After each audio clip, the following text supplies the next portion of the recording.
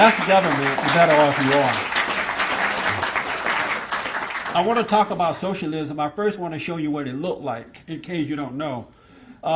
50 years ago, the government came in under Lyndon B. Johnson, and they told black Americans that you don't have to work, you don't have to worry, slavery had kept you down, we're going to take care of you, don't worry about it. And so black folks said okay to that. But the government said that in order for us to take care of you, you cannot have a man in the home. You can't have a father. And for some reason, the black Americans said okay to that. And the government became the daddy of the family, and the so-called black leadership became the head of the people. And it's just been downhill ever since. It is so bad that the black community is in a state of emergency at this point.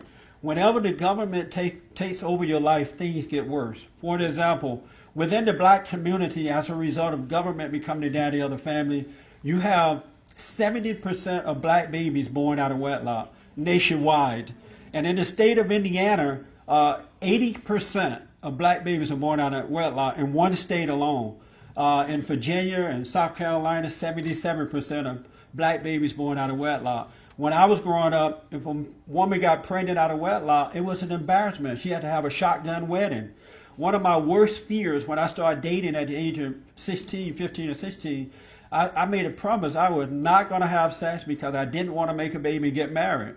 Because your parents, they required that you do that. But nowadays, when black women get pregnant, and not all, but most, they celebrate. They have a baby shower. They invite people over. The man is out making babies by somebody else and their mama. They don't have that same embarrassment that they had prior to the government coming in and taking over. And they realize they were wrong. That you shouldn't do it anyway, but if you happen to slip up, just don't do it anymore. But do not tell your girlfriend, your wife, your mama, your sister, your daddy, no one. Do you know why?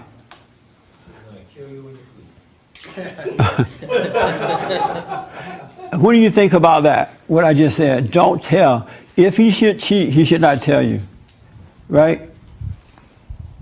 I could see why you'd say that because I guess ignorance is bliss, or it's better to not know. But on the other hand, like, I honestly wouldn't want. I don't know if I'd want to know or not right now at this point in time. I don't know. You don't know if you would want to know or not? Yeah. Believe me, you don't want to know. Mm-hmm. Because once you know, the trust is gone. And you can never get it back. And it doesn't matter what he does. He could walk on clouds. Jesus can come and live with him. You still won't believe him because Satan won't let you believe it again. And once that trust is gone, it's hard to get it back. Mm-hmm. That makes sense? Makes sense, yes. Now, Satan's going to make you think you want to know. And I notice that society is teaching men now to tell women everything. That's a horrible mistake. Because once you tell them, it's over. The relationship is over. And now the man is doing everything he can do to prove that he's not doing it anymore. And the more you do, the more she requires of you. And then after a while, you just say, forget it. Because you can't make a person that doubt you believe in you. You can't make it. They're going to either believe or not. And believe me, most women, not all, don't ever forget. I remember this one girl I started dating when I was about 15 or 16. So we had high school puppy love thing going on. And then when I graduated from high school, just before I graduated, we broke up. She was my first girlfriend. And so I didn't see her and talk to her anymore until 40 years later. And so her sister called me up one day and said, oh, you want to talk to, I can't say her name because she might be watching, but you want to talk to her, whatever? I'm like, yeah, let me talk to her. She's married and everything, but they set it up where I can talk. Do you know the first thing she said to me? You used to cheat on me. In high school, at 15 and 16. 40 years later. And I'm like, who did I cheat with? I don't remember ever cheating on her, but she does. And so I have to take her word because if she remembered for 40 years, 40 days and 40 nights. And so I don't even know how she found out because when I was a cheater, I never told. One thing I knew not to do in my worst days: don't take pictures, don't write letters, don't tell it.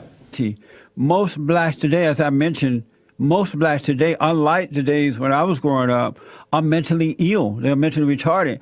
And let me show you how. I just want to be clear. You said most black folks. You said most. Right. Not all, some. Not all. Not some. Right, you said most black folks are mentally ill or retarded. Yes. Okay. May I tell you why?